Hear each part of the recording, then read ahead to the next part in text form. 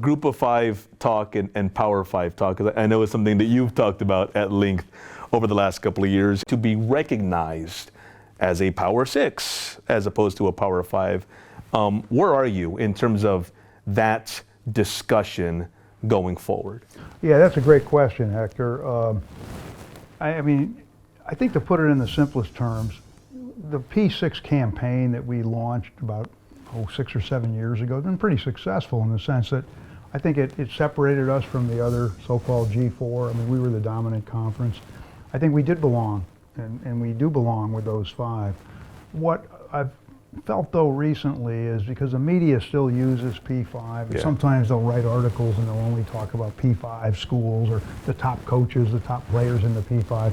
It was starting to really irritate me. So I said, why don't we think about just getting rid of that nomenclature and just 10 FBS conferences. If you're a power conference, you have to prove it on the field like we have. Right. If you're an elite conference, And in fact, as you know, you could easily say now it's P2 with the Big Ten and the SEC kind of gobbling up all the brand names, all the marquee teams, right? That's what's happened. And so I said, I'm not sure P5 even means anything anymore. And we don't know whether there's even going to be, 3 or 4 or 5 teams that are considered so-called power conferences. Plus the other thing, Hector, that drives me crazy is that the power term. How ridiculous is it when, you win a national championship in basketball, you're non-power. You win the Fiesta Bowl, you win the Peach Bowl, you win the Cotton Bowl, you're non-power. You beat USC in the Cotton Bowl, you're non-power. It's ridiculous. Okay, call them autonomy conferences because they have a certain, and that's inside baseball for most people, but they can pass legislation in the NCAA. We're trying to be part of that group also. We should be. But think about it. I mean, it doesn't make any sense. Okay, call them the wealthier conferences. I don't care. We have an excellent TV deal. We've got, we did a major deal with ESPN. We don't have as much money as they do, but that's not the only thing that matters, and we've proven it on the field and on the court.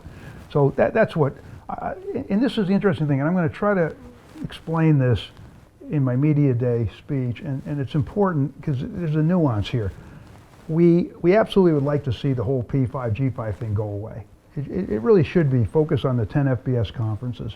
But if the media continues over the next year, 2 years, to use P5, then we'll just resurrect our P6 campaign and say, look, we belong with them. The only reason we suspended it the last year or so is because, we did lose some teams, and we were going to lose some teams, and we knew that we'd have to reconstruct and we'd have to, reinvigorate ourselves. We've done it now. I'm convinced with the new schools we're bringing in, UTSA is key among them, that we're going to be fine. And so why not and we'll do it if we have to. But, it's not healthy for college football to kind of treat 65 schools as though they're second-class citizens, as though they don't matter as much. That's what hurt us in the playoff. I think UCF could have won the championship in 2017. I'm convinced you look at all the great pros they produce. You look at when Houston played Temple in our first championship game in 2015, 27 players on that field ended up in the NFL. I mean, think about it. You had Tyler Matakevich, who still is a great player for Pittsburgh. You had all these great players all over the place. So anyway, we think that we've always belonged with that group, but you know how it is, Hector. You got a group it's self-selected. They don't want anybody in it. And now with all this realignment, which has robbed conferences like the Big 12 and the Pac-12 of their marquee teams, there's no path in, there's no path out. We know that we belong. We just have to keep fighting, and ultimately we'll figure out a path. Whatever works in the end, I think we'll be fine. In terms of the labeling, I think back to UTSA's football season 2 seasons ago. They had early season games against Illinois and Memphis, and the Illinois game was the game against the Power Five. But we knew from a local perspective, we knew the Memphis game was going to be a tougher game for UTSA than the Illinois game. And it was. Wasn't that the 21-0 lead that they overcame? The UTSA came back and beat they beat the Tigers in Memphis. Tremendous running back. Sincere McCormick, who ended up being the program's ultimately rusher. But Illinois is the Power Five. Memphis isn't. Yet we knew going in that Memphis was the better team. It kind of, to your point, talks about the meaningless nature of a lot of these labels. In terms of UTSA, Mike, 2-time conference champion coming in back-to-back. Does the American look at that program and go, not only are they expected to compete for this year's conference championship coming up, but they could be a conference football anchor. They could rise to the level of a Cincinnati, a Houston, the team that left the AAC. Can UTSA fill that kind of a void? No doubt about it. No doubt in my mind. Because one, they've already got the foundation, right? And we provide, the exposure, the TV promotion, all the things that you need to get to that next level in the public consciousness. And this will help their recruiting. It'll energize the donor base. It'll energize the city. It'll, not that it wasn't energized already. I've seen the crowds. Your Houston game, you had that huge crowd. That was an exciting game. That was a tremendous football game. Yeah. But no, they've got everything in place here. And UTSA has, forward-looking leadership. But when you have a really dynamic community behind you and you already have a fan base, it's only going to grow in our league. You'll have teams coming in that I think you'll enjoy playing and you'll enjoy seeing those teams. I don't think there's any doubt they'll be an anchor, and I think they'll be good for many years. I mean, you never tell from year to year whether somebody will have a great year or down year, but this is the kind of program that I think is sustainable at the highest level. And I think what they're going to see now is there'll be some opportunities that they just didn't have before.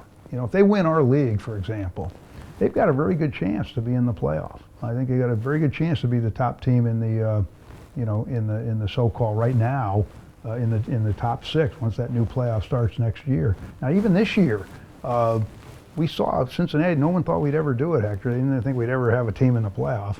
Finally did it.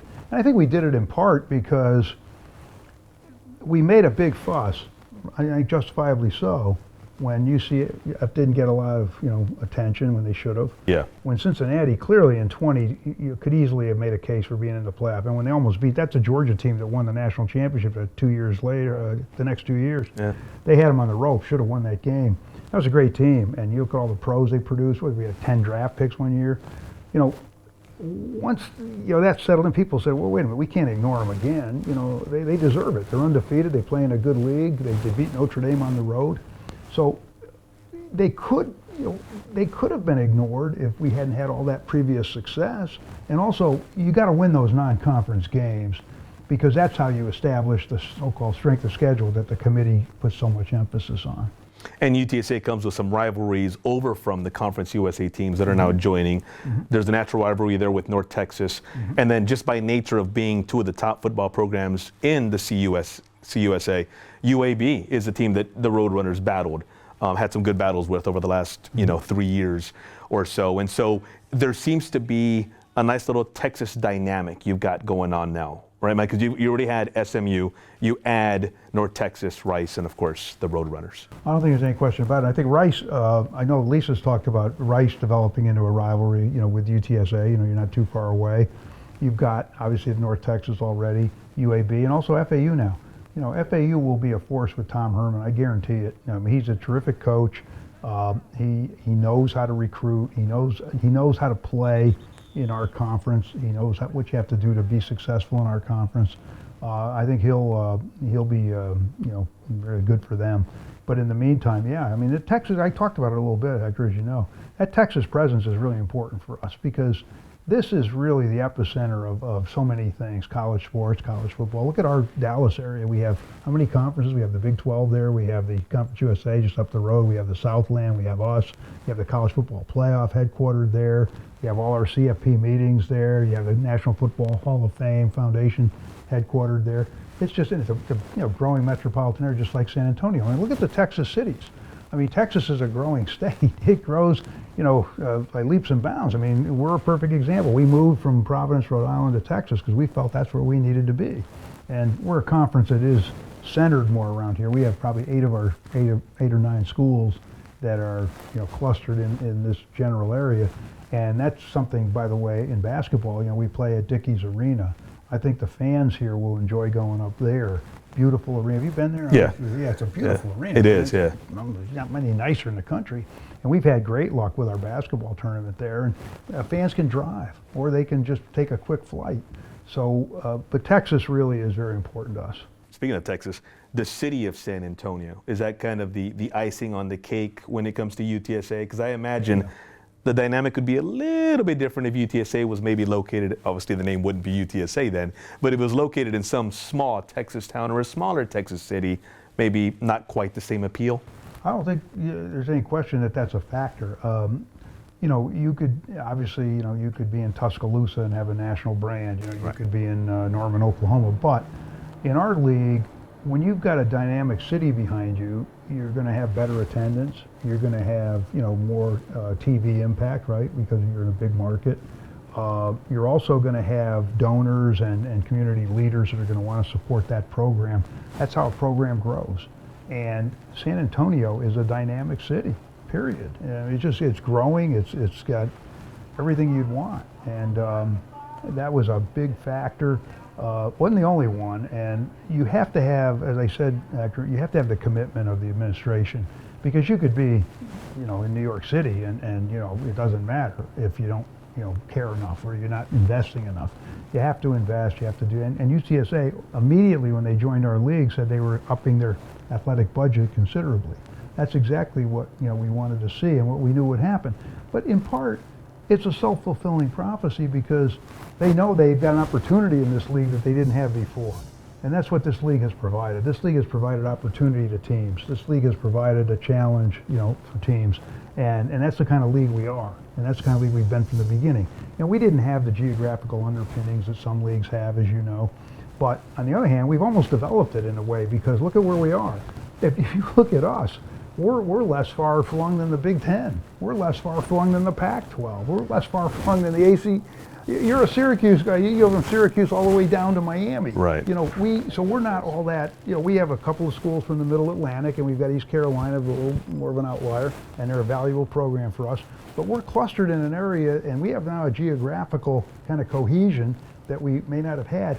And one last thing I'll say about that, Hector, you develop cohesion with rivalries. You know, when the Dallas Cowboys and Washington Redskins had that great rivalry during the George Allen, Tom Landry day, and you remember that, of course, that wasn't a natural rivalry originally. Nobody cared. When I was growing up, nobody cared about the Redskins Cowboys. You know, Cowboys were an expansion team. The Redskins were never all that dominant. And then all of a sudden it became the best rivalry in the NFL for a number of years, right? We did that with Memphis and UCF. We did that with Cincinnati and Houston and Memphis and others. And that's what will happen here. You'll develop, it might be somebody else. If UTSA is one of our top teams, it might be that they and Memphis have this incredible rivalry because they're the two best teams, or it might be Tulsa some year. Tulsa went to our championship game a few years ago. So it really depends too on what you achieve as a conference. You know, we had, last thing on that is, years ago, our first conference game, I've got a coin that commemorates it somewhere. I have to show it to you and Lisa at some point. We had Temple playing Houston, and it was at Temple. Not too many people there. You know, Temple had not emerged yet under Matt Rule. They didn't have a big fan base yet. So I remember them well from the Big East days. The lack of they got thrown out. I hear you. Few teams that was ever kicked out of a league. I hear you. Unfortunately, but then he came back in with more of a commitment, and Matt did a great job. And that game against Notre Dame, they almost won, was one of the great days in our history of our conference. We had a game day there. But the point is, they played that game, and Houston, they didn't have much in common with each other, and I was at the game. I did the coin toss, the whole thing. Within literally 2 years, those two teams were playing at Houston in our championship game in front of 42,000 fans, and it was a great football game, and they developed a real rivalry. They were the two best teams for a couple of years. That's what you need, and that's what will happen here. You watch. These teams will elevate themselves. We've got a good group of incumbent schools. You saw East Carolina come back. You saw USF had some good years under Willie Taggart. People forget that. There was almost no team in our league that didn't have some good years, and that'll, you never know who's going to emerge, but that's the kind of league we are. Mike Aresco, the commissioner of the new home of the UTSA Roadrunners, the American Athletic Conference. Mike, you've been more than generous with your time. We appreciate it. Thank you very much. Thank you, Hector. Appreciate it. It was great. Thank you.